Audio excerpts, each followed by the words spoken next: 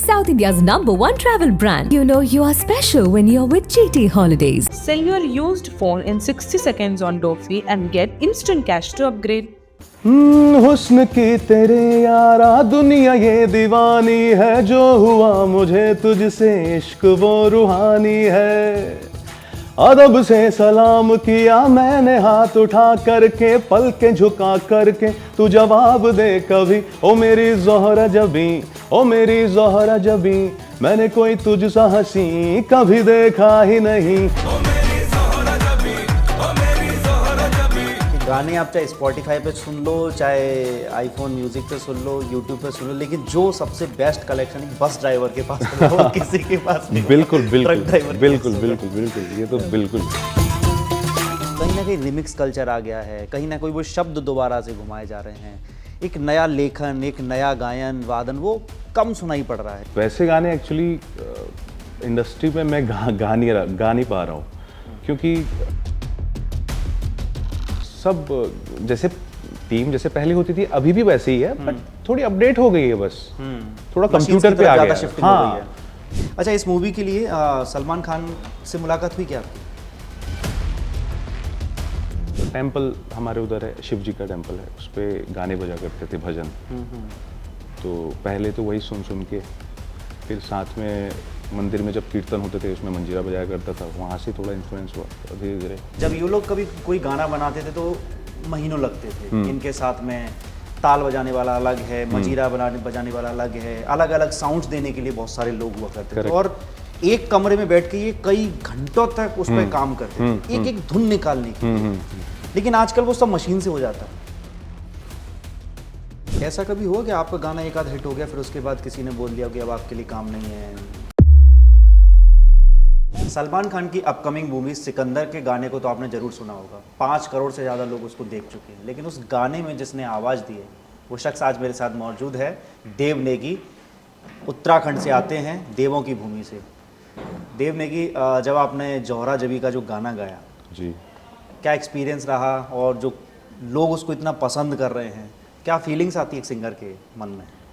यार भाईजान के लिए गाना एक अपने आप में बहुत बड़ा अचीवमेंट है, मैं ये मानता हूँ, क्योंकि उन पे जब आवाज़ आती है और उनका एंट्री सॉन्ग है ये, और भाईजान के इतने फ़ैन हैं, और जिस तरीके से उन्होंने एक्ट किया इस गाने में, और जो ट्यून है इस गाने की जो बनाई प्रीतम दा ने बनाई है और लिखा है, वो पूरा कॉम्बिनेशन जब बनता है और जब भाई उस पर आ रहे परफॉर्म करके कर रहे हैं, तो गाना बहुत खिल के आ रहा है और लोगों को बहुत पसंद आ रहा है, और I am so lucky and happy also same time. Phone आया था, क्या आया था, किस तरीके से गाना कैसे मिला आपको? गाना एक्चुअली हम दादा के लिए, प्रीतम दा के लिए हम गाने करते रहते हैं, स्क्रैचेस एंड ऑल। तो एक दिन मुझे कॉल आया, जैसे डेली बेसिस पे कभी ऐसे कॉल आते हैं कि रिकॉर्डिंग है, मुझे पता नहीं था किसके लिए है करके। तो वहाँ जाके पता चला कि ये भाई के ऊपर गाना होने वाला है। तो गाने के अप्रोच बहुत सारे हो सकते हैं, बहुत अलग अलग तरीके के अप्रोचेस हो सकते हैं, बट इसमें क्या था ना, मैंने उसका ट्यून और उसके बोल ऐसे थे कि मैंने एक गाने में हीरोइज्म रख के और एक कव्वाली टोन टाइप बनाने की कोशिश की, कि एक अलग टेक्सचर मेरे गले का लगे उसमें। तो मैंने वो अप्रोच वहाँ पे रखी, तो उनको सबको अच्छा लगा, और वो पहले दिन जब मैं गया था तो स्थायी रिकॉर्ड हुई और वो सबको पसंद आया। फिर उसके बाद कुछ दिनों बाद मैंने अंतरा फिर ऐसे रिकॉर्ड किया। सलमान खान के लिए जब गाना गाया जाता है तो क्या उनकी आवाज़, उनके कैरेक्टर को मैच करने के लिए सिंगर को अपनी आवाज़ भी बदलनी पड़ती है? मैच एक्चुअली मैंने जैसे बताया कि क्या होता है ना, गाने का एक अप्रोच होता है, गाना खुद ही बोलता है कि मुझे इस तरीके से गाना चाहिए, और एक गाने को गाने के काफ़ी अप्रोचेस हो सकते हैं, तो बेस्ट अप्रोच कौन सा हो सकता है उसके लिए। तो इससे पहले भी हमने गाना किया था ट्यूबलाइट में, नाच मेरी जान। उसमें पहाड़ी फोक था, जैसे मैं उत्तराखंड से हूँ तो वहाँ का एक फोक है, फूल दे चम्मा दे, वो भी मैंने इस गाने में लिखा है। मुझे अमिताभ दा से बात कराई कि मैंने कहा इसमें क्या किस तरीके का आपको चाहिए कि मैं उत्तराखंड की लाइनें डालूँ, क्योंकि वो ट्यूबलाइट जो फिल्म थी उसका प्लॉट जो था उत्तराखंड का था। तो मैंने उस पर फूल दे चम्मा दे, बहुत बड़ा हमारे उधर होता है, तो अपना फेस्टिवल है हमारे उत्तराखंड का, तो वही लाइनें जो है मैंने उसमें डाली। तो वो और वो गाना जो था वो अपना ब्रदरहुड पे गाना था, दो भाइयों की कहानी है, और तो उसमें एक अलग हंसते खेलते वैसा वाला और वो वाला सीन था। अभी आप अपनी गर्लफ्रेंड के लिए गा रहे हैं तो एक अलग वाली अप्रोच रहती है, और गाने की ट्यून और लफ्ज़ भी उसको ना एक बता देते हैं कि थोड़ा सा इस तरीके से होना चाहिए। आप वो गाने की अगर लाइंस अगर गा सकें तो बहुत बढ़िया होगा, जौहरा जबी। जी जी जी, श्योर। हुस्न की तेरे यारा दुनिया ये दीवानी है, जो हुआ मुझे तुझसे इश्क वो रूहानी है। अदब से सलाम किया मैंने हाथ उठा करके, पल के झुका करके तू जवाब दे कभी, ओ मेरी ज़ोहरा जबी, ओ मेरी ज़ोहरा जबी, मैंने कोई तुझसा हंसी कभी देखा ही नहीं, ओ मेरी ज़ोहरा जबी, ओ मेरी ज़ोहरा जबी, मैंने कोई तुझसा हंसी कभी देखा ही नहीं। वाह। अच्छा, इस गाने में रश्मिका मंदाना और सलमान खान की जोड़ी भी, ये भी पहली बार फिल्मी पर्दे पे आ रही है। जी जी जी। और फिर आपके साथ का जो गाना है, उसी वजह से मुझे लगता है कि लोगों को काफ़ी पसंद आ रहा है। 5 करोड़ से ज़्यादा लोग तो इसके व्यूज़ सिर्फ यूट्यूब पे हैं। आप जैसे कि उत्तराखंड से आते हो, आपको कभी ऐसा गाना कोई मिलता है कि उसको उत्तराखंड का कोई टच देना है, तो ये आपके लिए बहुत ज़्यादा सिंपल हो जाता है कि और भी ज़्यादा एक चैलेंजिंग हो जाता है कि मुझे अब अपने एरिया से रिलेटेड कोई चीज़ इसमें डालनी है, तो मैं क्या चुनूँ, क्या छोड़ूँ? वैसे गाने एक्चुअली इंडस्ट्री में मैं गा नहीं पा रहा हूँ, क्योंकि जब से मेरा डांस नंबर हिट हुआ है तो मोस्टली जो कंपोजर्स होते हैं मुझे डांस नंबर के लिए बुलाते हैं। और जैसे आपने बताया कि उत्तराखंड क्या है, उसमें पहाड़ी एक फील है, वो एक रोमांटिक गाने में या सैड सॉन्ग में ही आ सकती है उस तरीके की चीज़ें। तो बीच में मैंने कुछ गाने किए थे टिप्स के, तो वो थे, उसमें कुछ रोमांटिक थोड़ा तड़का था, तो उस तरीके का मैंने वहाँ पे दिखाया। अब वो वॉइस का टेक्सचर हो गया, और वैसी अप्रोच में अगर डांस नंबर या बीट वाले सॉन्ग्स पे दिखाऊं तो वो अप्रोच अच्छी नहीं रहती उसमें। तो अभी मैं खुद से भी सोच रहा हूँ कि अभी कर रहा हूँ मैं अपने कुछ सिंगल्स पे काम कर रहा हूँ, तो उसमें कुछ मेरे जो सुनने वाले श्रोता हैं उनको उस टाइप का, हमारे उत्तराखंड का फील, जैसा आपने बोला कि उस तरीके का कुछ मैं पेश करूँगा उनके सामने। देव के सबसे फेवरेट सिंगर कौन से हैं, और फेवरेट क्यों है, इसकी खास वजह क्या है जिनसे आप बहुत कुछ सीखते हो? मेरा जो बैकग्राउंड है वो मतलब संगीत से तो बिल्कुल भी नहीं है। बिल्कुल बिल्कुल। आर्मी से है, पापा आर्मी में बॉक्सर थे, और अभी एक्स आर्मी मैन है, रिटायर्ड है, और आर्मी से रिटायर्ड है। तो उस टाइम पे क्या होता था, टेंपल हमारे उधर है, शिव जी का टेंपल है, उस पर गाने बजा करते थे, भजन। तो पहले तो वही सुन के, फिर साथ में मंदिर में जब कीर्तन होते थे उसमें मंजीरा बजाया करता था, वहाँ से थोड़ा इन्फ्लुएंस हुआ। तो धीरे धीरे फिर रामलीलाएँ शुरू हुई थी गांव में। पहले बहुत साल टाइम पहले होती थी, बीच में बंद हो गई थी, तो फिर से स्टार्ट हुई थी अराउंड 2001-2 के आसपास शुरू हुई थी। तब मैं छोटा था, बट जब मैं बड़ा हुआ 3-4 के आसपास, तब मैंने पार्टिसिपेट किया उसमें। तो मेरा इसमें रुझान बढ़ते रहा। फिर फिल्मी गानों के ऊपर ज़्यादा मेरा एक ऐसा रहा कि ये करना है मुझे, इस टाइप का कुछ म्यूज़िक करना है। तो उसमें उस टाइम पे सोनू निगम जी के गाने बहुत सुने हैं, और ऐसे मतलब कुछ जो रेयर गाने भी होते हैं ना, वो भी मैंने उन पे भी प्रैक्टिस करता था। पूरा दौर चला था। हाँ, वो पूरा दौर था, दीवाना और उनका वो सब गाने। तब हम मतलब उस टाइम पे जो पैदा हुए थे 90s के जो भी बच्चे थे, 89 या 88 के आसपास, सब उनके लिए सोनू जी बहुत अभी भी हैं ऑफ कोर्स।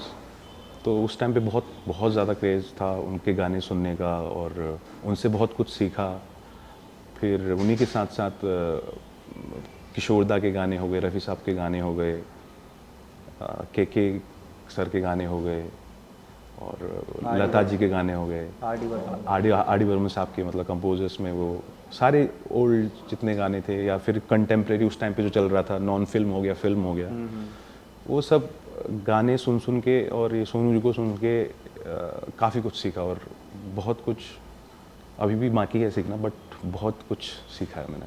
एक सिंगर के मन में क्या ख्याल आता है कि कब वो अपने आप को एक सक्सेसफुल मान ले, कि वो उसका गाना हिट हो गया हो, करोड़ों लोग उसके फ़ैन हो गए हों उस गाने के, हर जगह वो बज रहा हो, चाहे शादी हो, पार्टी हो, रोमांटिक माहौल हो, किसी भी, उस वक्त अपने आप को सक्सेसफुल माना जाए कि एक आपने कोई एक लेवल कोई तय कर लिया है कि यार किशोर कुमार की तरह अगर मेरा नाम हो जाए, या मोहम्मद रफ़ी की तरह हो जाए, या लता जी की तरह एक बात बन जाए, तो मानो कि मेरा एक जीवन सफल हो गया है?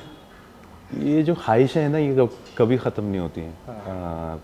पहले जब मैं मुंबई आया था सिंगर बनने के लिए, तो मैं भगवान से यही प्रार्थना करता था, यही प्रेयर करता था कि मेरा एक फिल्म में एक गाना आ जाए बस। क्योंकि मेरे लिए, मैं जहाँ से आता हूँ, एक छोटे से गांव से हूँ, तो मेरे लिए वो सपना जैसा होता है कि एक गाना आ जाए, फिर चाहे मैं कुछ भी करूँ ज़िंदगी में। और तब मैं छोटा था तो सोच भी वैसी थी मेरी, उतनी ही थी। तो पहला गाना आया तो इतना खुश हुआ, फिर धीरे धीरे और गाने आने लग गए, फिर ये मेरा प्रोफेशन ही बन गया। अभी जैसे कि मैंने स्टार्टिंग में बोला था आपको कि ख्वाहिशें जो होती हैं ना, कभी ख़त्म नहीं होती हैं। अभी भी जिन्होंने बहुत कुछ अचीव कर लिया, वो भी कुछ और अचीव करना चाहते हैं। और संगीत ऐसी चीज़ है, ये म्यूज़िक ऐसा एक वो है कि आपको हमेशा ये लगता है कि यार और सीखना चाहिए मुझे, और कुछ, जैसे कितने जॉनर्स हैं, कितने वेस्टर्न म्यूज़िक में हैं, क्लासिकल, गज़ल है, भजन है, फिल्मी गाने हैं, कव्वालियाँ हैं, कितने कहाँ करोगे, कहाँ नहीं कर सकता बंदा अपने आप को एक्सप्लोर इसमें। तो उसका कोई लिमिट नहीं है, ये पूरा लिमिटलेस है। लिमिटलेस है।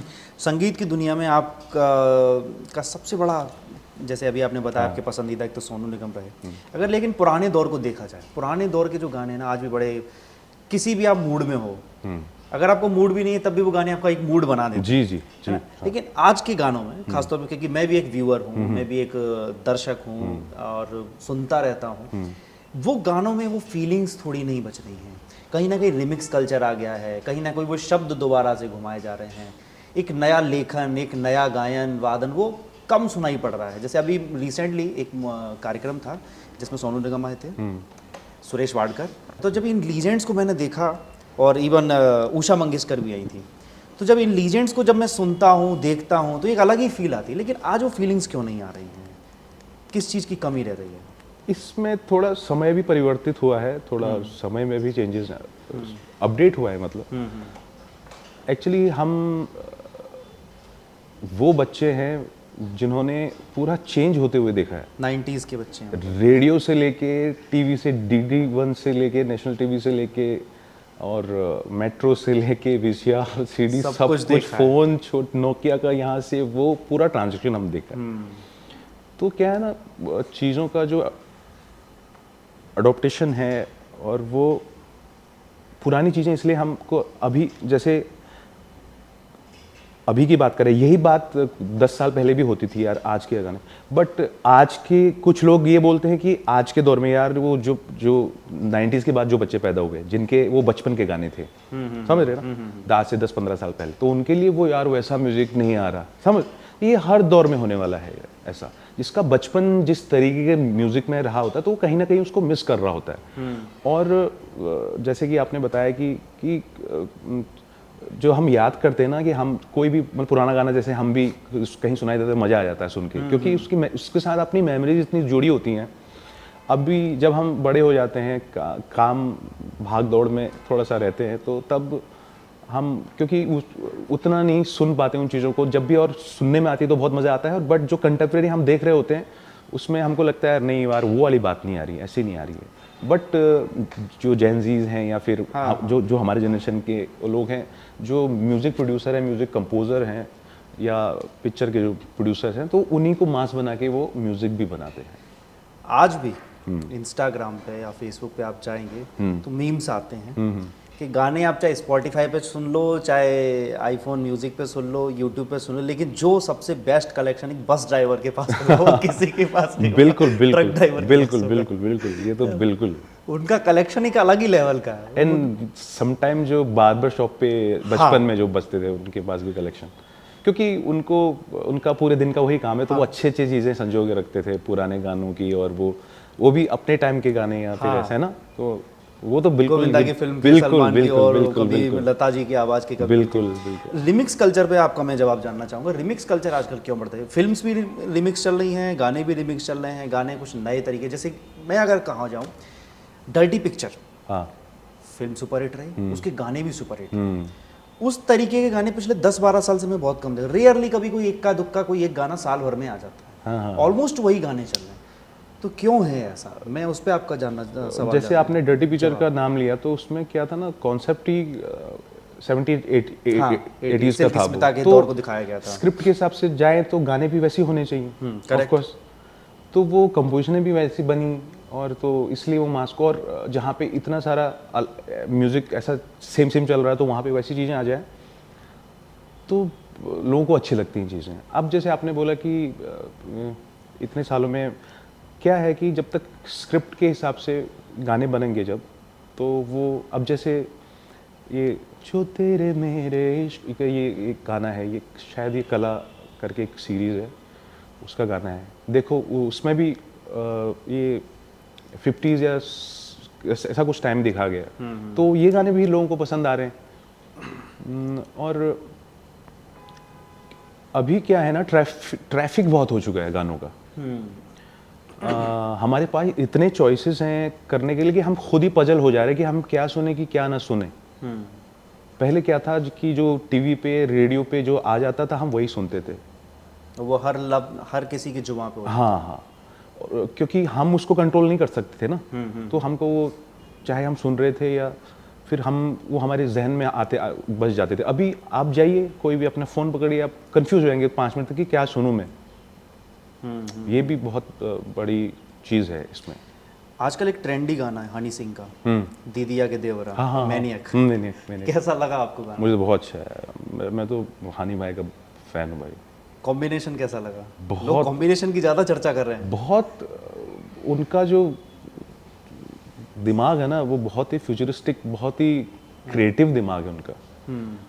कहाँ उन्होंने एक रैप में और फिर वो डाला, और उसमें जो डांस किया, पूरा वेस्टर्न डांस है, वो जो कॉम्बिनेशन उन्होंने जो बनाया है ईशा ना, गुप्ता का डांस और रागिनी विश्वकर्मा की आवाज़। जी जी जी जी जी, कैसा कॉम्बिनेशन है देखिए। और तो यही वो बहुत ही क्रिएटिव है इस मामले में। मुझे तो बहुत अच्छा लगा गाना। अच्छा, आप कभी चाहेंगे कि ऐसा मैं कभी कोई भोजपुरी या हाँ, कभी हाँ, कुछ of course। और तमिल तेलुगु हाँ कुछ ऐसा हाँ मिक्स हाँ करके? हाँ हाँ हाँ। अभी तो पूरा पैन इंडिया भी है और पैन वर्ल्ड भी है, ऐसा कुछ, ऐसा कोई वो नहीं रह गया, सब सुनते हैं। अपन महाराष्ट्र में बैठे, मुंबई में हैं, मराठी जो भाषी जो लोग हैं, इनको हरियाणवी नहीं समझ में आती होगी, नहीं आती, लेकिन फिर भी सपना चौधरी गाने लोग सुनते हैं क्योंकि उसके ट्यून, एक धमक, वो बड़ा रिलेट कर जाती है लोगों को। सुनते भी हैं, ट्यून भी है, और देखने पे भी है, वो डांस भी देखने के लिए लोग करते हैं, तो उससे कहीं ना कहीं उनको लगता है कि यार फिर वो धीरे धीरे उनमें वो, क्योंकि अब अपना जो स्विंग है ना, जो अपना हिंदुस्तान का जो एक वो स्विंग बोलते हैं उसको, तो वो हमारे जहन में है। अगर वो आ जाता है तो हमको अच्छा लगने लगता है। जो इंडियन कॉन्सेप्ट की जो चीज़ें हैं ना, जब भी आएंगी वो अच्छा ही करेंगी, क्योंकि हमारे खून में है वो। मैं जब भोजपुरी फिल्म इंडस्ट्री को देखता हूँ, तो वहाँ जितने बड़े गायक हैं ना, वो सारे के सारे गायक ऑलमोस्ट स्टार भी हैं। हाँ। पवन सिंह ले लिया जाए, खेसारी ले लिया जाए, निरहुआ ले लिया जाए, मनोज तिवारी ले लिया जाए, चारों स्टार भी बन चुके हैं, एक्टर भी बड़े बन गए हैं। बिल्कुल। लेकिन ऐसा बॉलीवुड में संभव नहीं हो पा रहा है। सोनू निगम ने कोशिश की, लेकिन वो एक्टिंग के जो कहते हैं ग्राउंड पे इतने ज़्यादा सक्सेसफुल नहीं रहे। इवन हिमेश रेशमिया ने भी बहुत कोशिश की। तो ऐसा क्या है जो बॉलीवुड में नहीं हो पा रहा, और भोजपुरी में वो इंसान बड़ा आराम से चल जाता है और उनको सुपरस्टार तक कहा जाता है? मुझे इसमें क्या है ना, वहाँ पे पहले वो एल्बम निकालते हैं, वहाँ पे सिंगर, जो उनका प्रोसेस है मैंने देखा, पहले उनके गाने इतने फेमस होते हैं, इतने फेमस हो जाते हैं, फिर उनको वो हीरो के लिए अप्रोच करते हैं, फिर वो हीरो भी हो जाते हैं, फिर उसमें सुपर डुपर हिट भी हो जाते हैं। अब यहाँ पे देख लीजिए, अभी जो भी जैसे आपने बताया कि ऐसा हुआ है करके, तो उसमें बनना तो चाहता है कोई भी सिंगर भी, कोई और कोई नहीं भी बनना चाहता है, तो इसमें उनकी चॉइस है। अगर नहीं हो पा रहा, जैसे अभी तो जैसे ये पिक्चर है हिमेश जी की, जैसे तो उन्होंने बोली कि ये 80s वाली फिल्म है, और लोग तो जा रहे थिएटर में देख के आए थे, और मैंने सुना कि उसने काफ़ी पैसे भी कमाए। तो ये पर्सन टू पर्सन कैरी करता है कि वो करना चाहता है या नहीं करना चाहता है, उसकी क्या डिज़ायर है, वो ये मैं मानता हूँ। बट बहुत कम लोगों ने भी तो ट्राई किया ना। अगर बहुत लोगों ने ट्राई किया होता फिर जाके सक्सेस रेट हम देखते तो फिर क्योंकि गिने चुने 2-3 हाँ, लोग ही जी, हमारी नज़रों में आए जी, हैं जो जी, जी। सक्सेसफुल नहीं रहे, लेकिन एज अ गायक उनको कहा जाए तो वो काफ़ी बड़े शानदार हैं।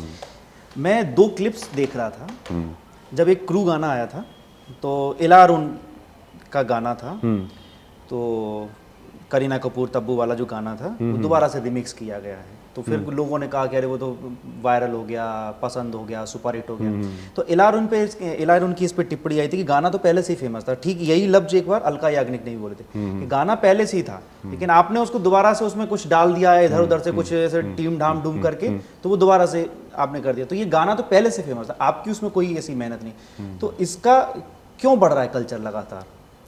ये जो भी क्रिएटर लोग हैं उनके एंड से नहीं होता है ये सब चीज़ें, क्योंकि जब डिमांड होती है, क्योंकि अगर कोई प्रोड्यूसर अगर 5 रुपये लगा रहा है, वो भी चाहता है कि उसके बाद 6 रुपये आए ना, तो वो जितनी भी विपदाएं हैं उनको पार करने की सोचता है, यार ऐसे इस तरीके से अगर मैं कर लूँ तो मैं सेफ हो जाऊंगा या मेरी पिक्चर चलेगी या वटेवर जो भी है। लेकिन न्यू क्रिएटिविटी को लेके आया जाए ना, जैसे अभी विद्या बालन की एक मूवी थी, उसमें बिजली गिराने श्रीदेवी वाला गाना आया, उसको दोबारा से रिमिक्स किया गया। ठीक, अभी भूमि पेडनेकर का एक गाना आया, वो भी दोबारा से रिमिक्स किया गया।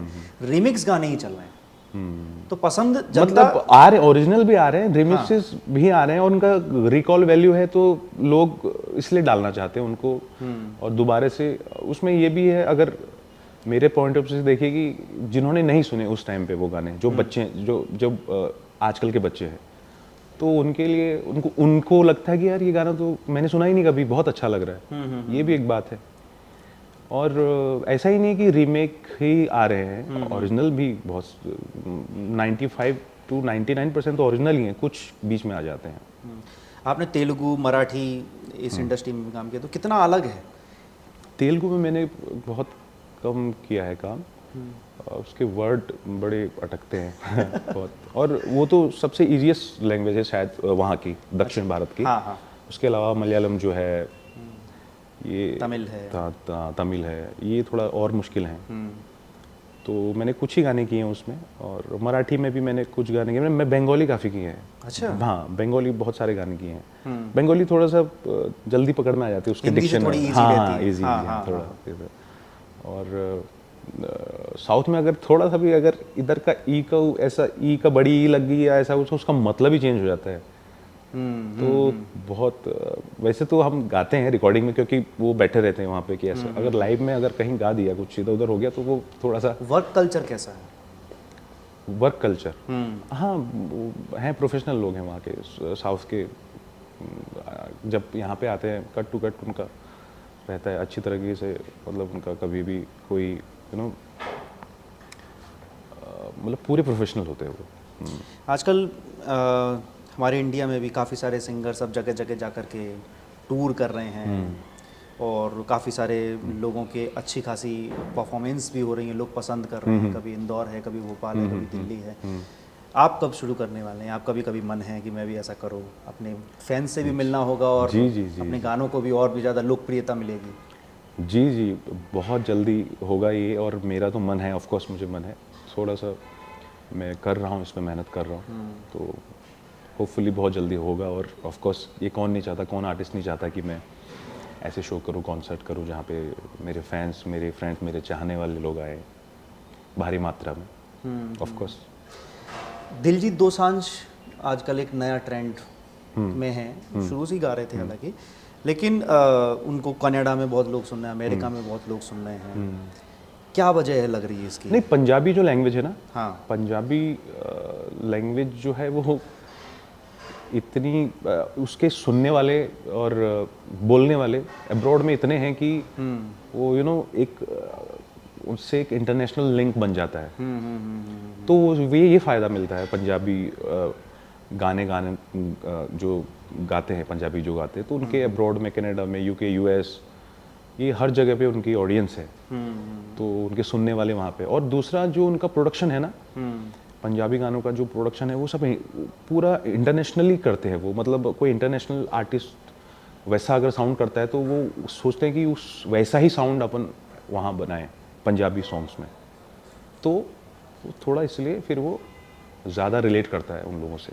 आपको नहीं लगता कि पंजाब के जितने भी गायक हैं उनको तो सराहा ही जाता है, बहुत फेमस हैं, लेकिन उनका ज़्यादातर जो उनके सॉन्ग्स में वेस्टर्न टच बहुत होता है, कारों को दिखाना, डांस भी वेस्टर्न हो, लेकिन जब हम थोड़ा साउथ की तरफ आते हैं या नॉर्थ की तरफ जो आते हैं तो यहाँ के जो गाने हैं उनमें थोड़ा सा कल्चरल भी सारी चीज़ें मिक्स रहती हैं। जैसे आप सुरेश वाडकर को सुन लीजिए, है ना, इधर साउथ के किसी को भी सुन लीजिए, मुदगल मैम को सुन लीजिए, इन लोगों के गानों में एक अलग कल्चरल है, एक सादगी है, एक सरलता है, लेकिन ये पंजाबी वालों में, पंजाबी गानों में ऐसे नहीं वो उसके भी अलग अलग मार्केट है, अलग अलग ऑडियंस है। हाँ। जो हम तक पहुँचती हैं वो थोड़ा सा जो कमर्शियली अचीव कर जाती है चीज़ें वो पहुँचती हैं। बाकी जो वहाँ पे बस में चल रहा है या फिर वो लोकल गाने, हाँ लोकल गाने जो चल रहे हैं वो भी तो वहाँ की ऑडियंस सुनती है, और वहाँ के जो अखाड़े लगते हैं, प्रोग्राम होते हैं, हाँ।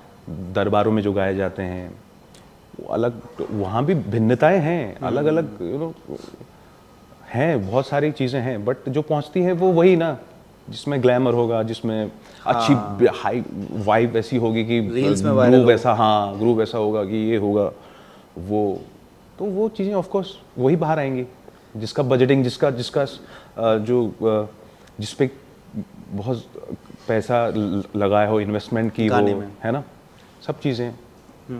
अभी हाल ही में उदित नारायण वाला जो केस हुआ था, उनके कुछ फैंस उनके नज़दीक आए, उन्होंने किस कर लिया, काफ़ी सारे, मतलब, तो क्या आपका कहना है कि एक सिंगर को गाना तो गाना चाहिए, लेकिन एक बीच में एक मर्यादा भी रखनी चाहिए, एक सीमा भी होनी चाहिए? देखिए, इसमें मेरी कोई टिप्पणी नहीं है, ये एक मोमेंट था, वो मोमेंट उस टाइम पे मैं वहाँ पे था नहीं। हाँ। वो हमने तो छोटी सी बात देखी है ना, तो मैं इसमें कोई राय नहीं दे सकता कि हुआ क्या था एक्चुअली, क्योंकि उसके बाद में फिर उदित नारायण की पुरानी क्लिप्स निकाली जाती हैं जहाँ पर वो कभी श्रेया घोषाल को किस कर लेते हैं, कभी कुछ। तो इंटरनेट की दुनिया में 20-30 साल पुरानी जो फुटेज है वो सारी आज भी काम कर रही है। Of course. अगर मैं आपको कहना चाहूँ कि हिंदी सिंगर्स में 5 सबसे बड़े नाम जिनको आप चाहोगे कि मैं यहाँ तक पहुँचूँ या उनको बीट नहीं कर पाऊँगा, या कैसे डिफाइन करेंगे?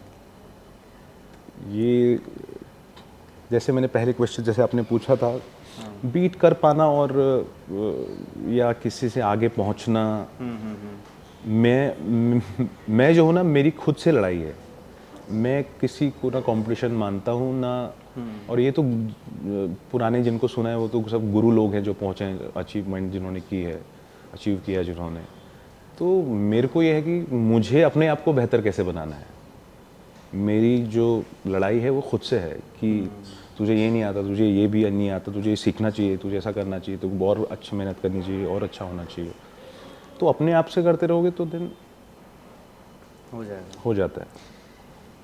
एआई के ज़माने में एआई वॉइस चल रही है, एआई पिक्चर, एआई सब जगह काम कर रहा है। जी। कितना खतरा है सिंगर को एक एआई से? अभी तो शायद है, क्योंकि बहुत ही सेम हो जाता है वो तो, बट उसमें ये है कि अभी तक जो जितना हुआ है कि अगर आपने उन सिंगर जैसा अगर 50-70% नहीं गाया तो वैसा साउंड भी नहीं करेगा उतना ज़्यादा। अगर आप सोच रहे हैं कि मैं आप ऐसे गाना गाऊं कि मैं कोई ऐसा गीत गाऊं, आप ऐसे गा रहे तो ऐसे डाल के सेम टू सेम अभी जिद्दा नहीं होगा, थोड़ा सा वैसा भी गाना पड़ेगा आपको। मैं कोई ऐसा गीत ऐसा कर दोगे तो पूरा बना देगा उसको। डर तो ऑफ कोर्स लगा रहता है इसके लिए, बट इसके लिए कानून बनने चाहिए, वैसे बनेंगे भी। और अभी बहुत सारी चीज़ें अभी इसमें अभी तो ये आया है, अभी बनेंगे कानून बनेंगे तो उसमें सब चीज़ें चेंज होंगी। ये कि अपना कॉपीराइट का इशू आएगा, वो सब चीज़ें होंगी। लगता है कि कभी एआई जो एक सिंगर जब गाना गाता है तो उसकी आवाज़ में एक डीपनेस होती है, जब वो हम आंख बंद करके अगर उसको सुन रहे हैं तब भी हम विजुअलाइज कर सकते हैं कि वो उस वक्त सिंगर के दिमाग में क्या इमोशंस चल रहे होंगे। वो डीपनेस पकड़ सकता है कि एआई? वो अगर पकड़ ली तो कितना खतरा होगा? नहीं, वो तो ऑफ कोर्स जो अब ह्यूमन और मशीन में यही तो फ़र्क है यही नहीं हो पाएगा कभी भी, हाँ यही तो नहीं हो पाएगा, नहीं तो ये तो फिर ये तो बिल्कुल असंभव चीज़ है। अब वैसे भी जैसे चेंजेस तो कब से हुए हैं, पहले लाइव होता था सब रिकॉर्ड, है ना, उसके बाद फिर एक में वॉइस होता था और एक में पूरे ट्रैक्स होते थे, फिर टेक वाला सिस्टम आया, अपडेट तो होते गया, बट अभी कितने सारे प्लगइन्स भी आई हैं, बट तुम कितना भी कर लो उसको ह्यूमन टच देना इज असंभव, है ना। एक सवाल और मैं करूँगा आखिरी। लक्ष्मीकांत प्यारेलाल जैसे जो बड़े जो नाम हैं इस संगीत की दुनिया में, जब ये लोग कभी कोई गाना बनाते थे तो महीनों लगते थे। इनके साथ में ताल बजाने वाला अलग है, मजीरा बजाने वाला अलग है, अलग अलग साउंड्स देने के लिए बहुत सारे लोग हुआ करते थे, और एक कमरे में बैठ के ये कई घंटों तक उस पर काम करते थे एक एक धुन निकालने के लिए। लेकिन आजकल वो सब मशीन से हो जाता है। तो आपको लगता है कि संगीत की दुनिया में कई सारे लोग हैं जो आना चाहते हैं, तबला के लिए, ढोलक के लिए, हारमोनियम के लिए, जो यंत्र कहते हैं, वाद्य यंत्र जो कहते हैं, इनकी कहीं ना कहीं अब जो लोग हैं वो कम होते चले जा रहे हैं क्योंकि वो मशीन ने उसकी जगह घेर लिया। ले लिए, बट जो जब हम भी फिल्म के लिए जब गाने बनते हैं, ऐसा नहीं सब मशीन से ही होता है, उसमें जो साउंड जो नेचुरली वैसे नहीं आ सकता, जो इलेक्ट्रिक साउंड है या वटेवर जो सिंथ वगैरह उसमें होती हैं, उसके बिना जितने भी म्यूजिक प्रोड्यूसर हैं वो सब लाइव ही कराते हैं। तो नया सब कुछ धुन नई बनाई जाती है?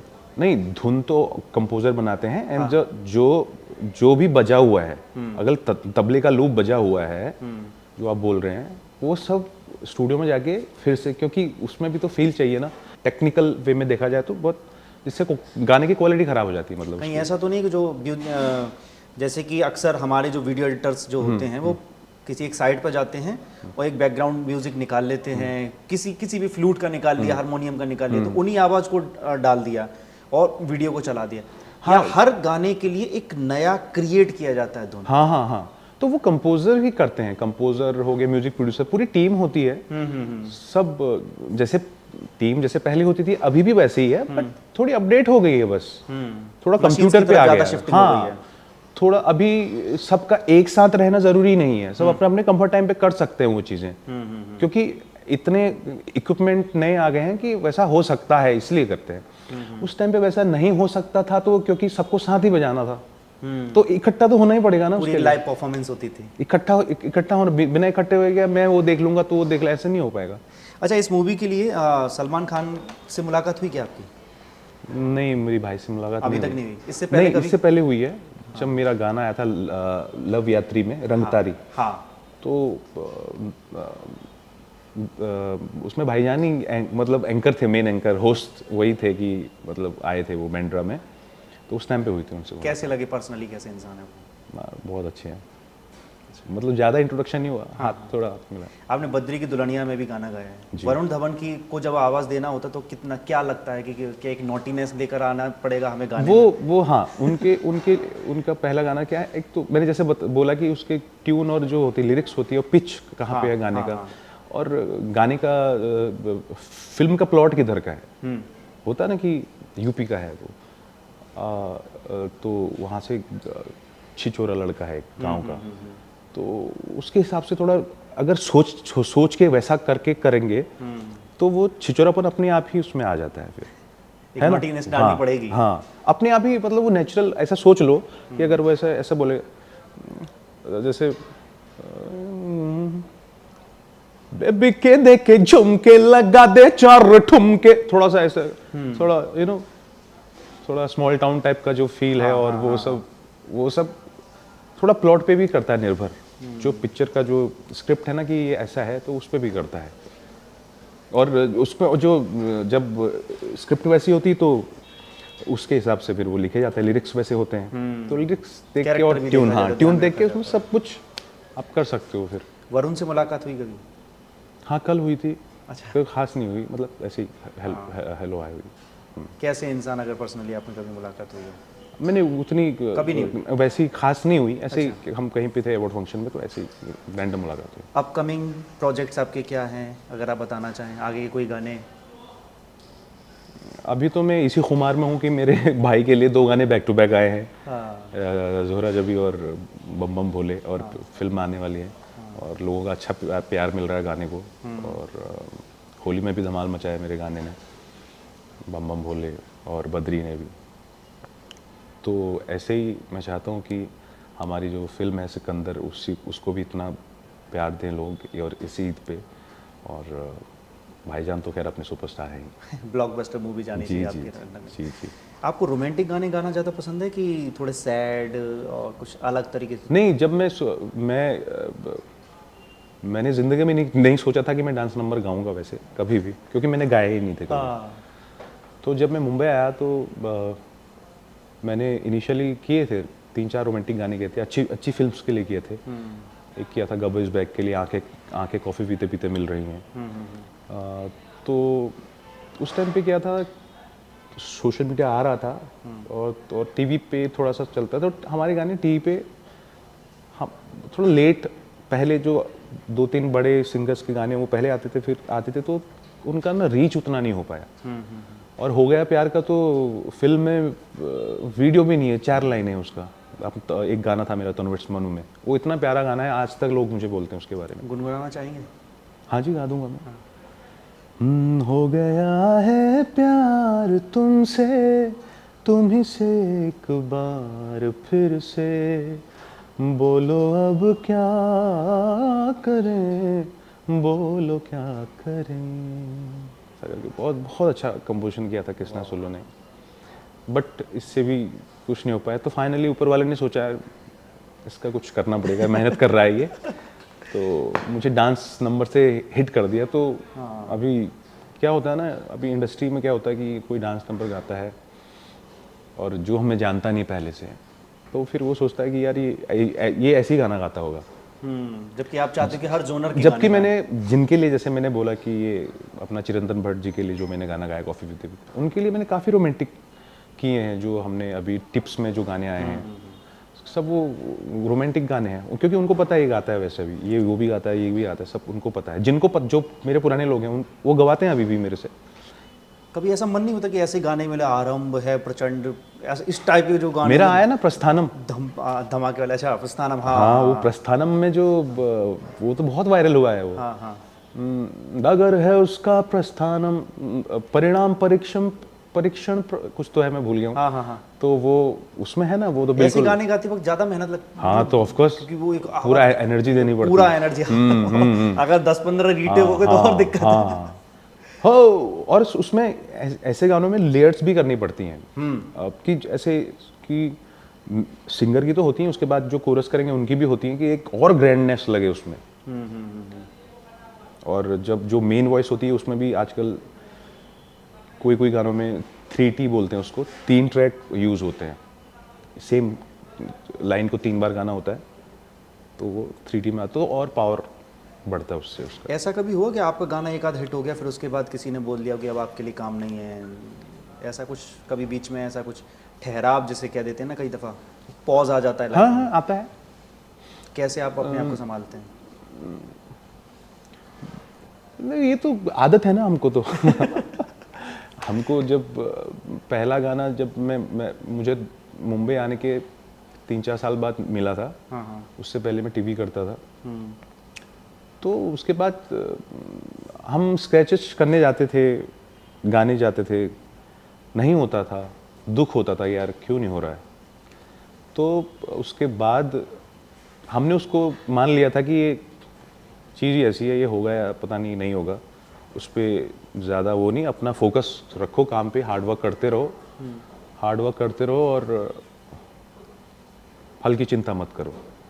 तो हमको आदत है वो, तो कभी तुम्हारा टाइम अच्छा चलता है, तो जैसे जब मेरा बद्री आया था तो उस साल मेरे बैक टू बैक 3-4 हिट आए थे। स्वीटी तेरा ड्रामा मचा दे हंग, बद्री तो आया था, टन टना टन टन टन टारा, फिर 18 में वही तो मेरी स्वीट हार्ट है, फिर उसी में मुंबई दिल्ली दिया कुड़ियाँ, एक आँख, मतलब बहुत लाइन से आई थी। हर रील में चौथा गाना वो, तीसरा गाना यही मिलता था। हाँ। तो से वो डांस परफॉर्मेंस इतनी बेहतरीन वरुण धवन की। तो नेगी जी, जब आप अकेले होते तो किसके गाने सुनना पसंद करते हैं? वो मेरे मूड पे है। मैं कभी रफ़ी साहब को सुनता हूँ, कभी मेहदी हसन साहब को सुनता हूँ, अभी बीच में मैं 4-5 दिन अपना भूपेंद्र जी, भूपेंद्र सिंह जी, उनके गाने दिल ढूंढता है फिर वही फुर्सत के रात दिन, उनको सुन रहा था। और परसों में जॉन मेयर सुन रहा था। तो वो मिक्स चलता है और कभी कभी कोई 3-4-5 दिन चलते रहता है वही।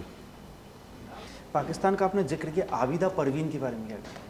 अरे ये सब मैस्ट्रो लोग हैं, तो गुरु लोग हैं सब। ये बहुत ये बोलते हैं ना कि ईश्वर के बच्चे हैं ये सब लोग। क्योंकि जब मैंने उनका गाना सुना था तू झूम झूम कोक स्टूडियो वाला, मतलब वो गाना एक अलग ही फील देता है, मतलब मेरे अभी रोंगटे खड़े हैं। इस तरीके का फील है उस गाने। और मुझे याद है जब लता मंगेशकर जी का देहांत हो गया था, जिस दिन उनका निधन हुआ, उस दिन आबिदा परवीन एक चैनल पे थी, न्यूज़ चैनल पे थी, और वो वहाँ से लाइव जुड़ी थी और इतनी तारीफ कर रही थी लता मंगेशकर की, कहती थी कि वो तो खुदा की बंदी थी, खुदा की क्या एक मतलब कहा जाता है कि भगवान का लोगों को एक वरदान था। और उसी वक्त हमारे इंडियन कुछ और कलाकार भी जुड़े हुए थे, काफ़ी बड़े बड़े जो नाम थे। तो पाकिस्तान की तरफ से जब हमारे इंडियन कलाकार के लिए जब इतना खुशी का जो मूवमेंट है, वो जो तारीफ आती है, तो एक अलग फील जुड़ जाता है। ये तो यहाँ से भी जाती हैं तारीफें, वहाँ से भी आती हैं। भाषा एक है, मुल्क एक नहीं है, पहले था वो, चलो, बट वो जो अगर हम सेम लैंग्वेज, सेम कल्चर है ना, और ये सब तो गाने इधर के उधर हुए हैं। उधर कोई गाना गाया, यहाँ पर वो 4 बार गाया गया, अलग अलग जगहों पे गाया गया। यहाँ का गाना उधर 4 बार गाया गया, कई दफे जी निकल के आता है वो। हाँ जी बिल्कुल होता है, बिल्कुल होता है। तलीब देवनेगी, आपका बहुत बहुत धन्यवाद, आपने इतना टाइम दिया और खुलकर सारी बात की। जो हमारे जैसे यूथ हैं, आपके जैसे यूथ जो हैं, इस संगीत की दुनिया के बारे में कुछ समझना चाहते हैं, और उनके जो सवाल हैं कि आखिर AI से कितना खतरा है, नई चीज़ें क्यों नहीं निकल कर सामने आ रही हैं, सिंगर क्या सोचता है, किस तरीके से काम करता है, इन सब पे आपके जवाब देने के लिए बहुत बहुत धन्यवाद। थैंक यू पीयूष, आपने मुझे यहाँ बुलाया, thank you so much. Thank you. South India's #1 travel brand. You know you are special when you're with GT Holidays. Sell your used phone in 60 seconds on Dofi and get instant cash to upgrade.